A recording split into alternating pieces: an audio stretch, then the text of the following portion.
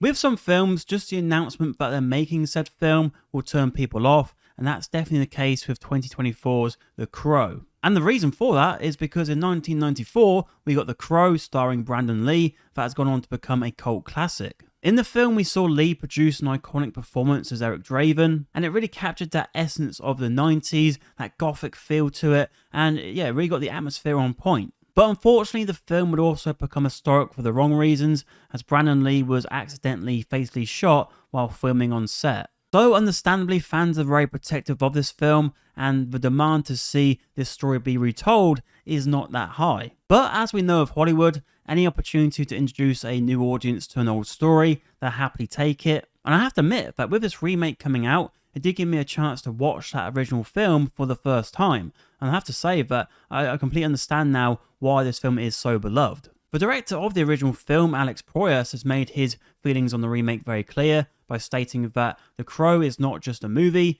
Brandon Lee died making it, and it was finished as a testament to his lost brilliance and tragic loss.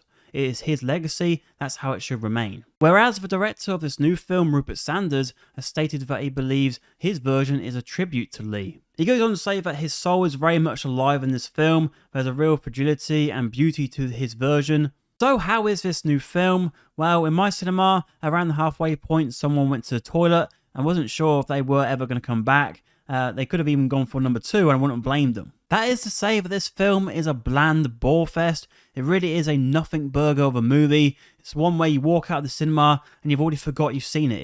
It's that irrelevant. In this version, Eric Draven is played by Bill Skarsgård, who looks like a cross between Pete Davidson and Ryuk.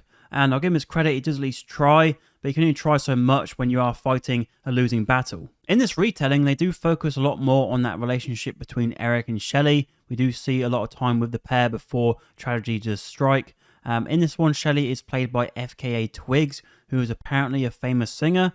I say apparently because I have no idea who that person is. I don't even know who you are. In the early scenes of the film, we see the two of them bond while they're at an institution. They do eventually escape this place, and then they bond even further, if you get what I mean. And then for a little while, it's like we're just watching them in the music video. We're seeing them fondle around in bed in slow motion. We're seeing, lines being said like, if I'm ever hard to love, try to love me harder. We are two broken souls coming together to fix each other, that sort of thing. And look, I'm not against them giving this relationship a chance to be fleshed out, but they don't really do that. It's just sort of like we're waiting for what we know is going to happen. In the original film, we see it very early on, and then we see fragments as the film continues. And I wish this film did the same, really, because they didn't offer anything new or anything of value for this to be any different. So once we finally get to the part where we see the brutal murders, you're thinking maybe this is where the film will kick into gear.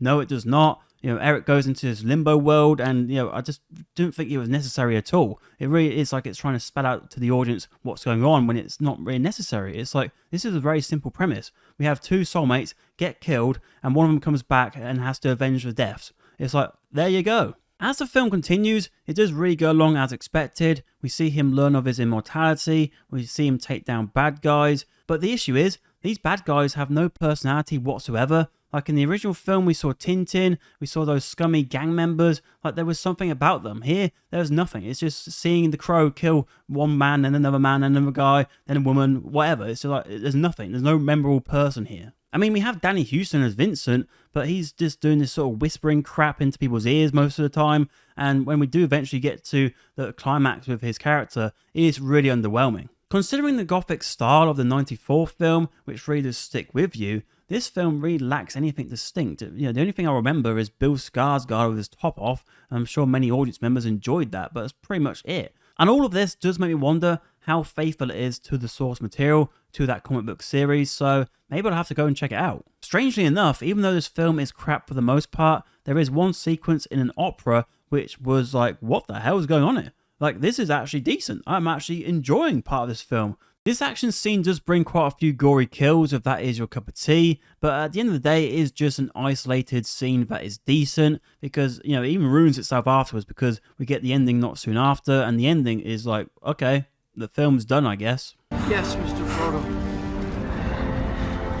It's over now. This version of The Crow feels like one of those films that should go straight to streaming, straight to the bargain bin, straight to the bin actually, because it is such a waste of time. It's a film that really lacks any purpose. Like, what is it added here that would make you watch it ahead of the 1994 version? Instead, it feels like a film that's really took that film and just drained it of all of its personality, and it's given us this streamlined slop. Is this film one of the worst films of the year? Definitely. Is it the worst film of the year?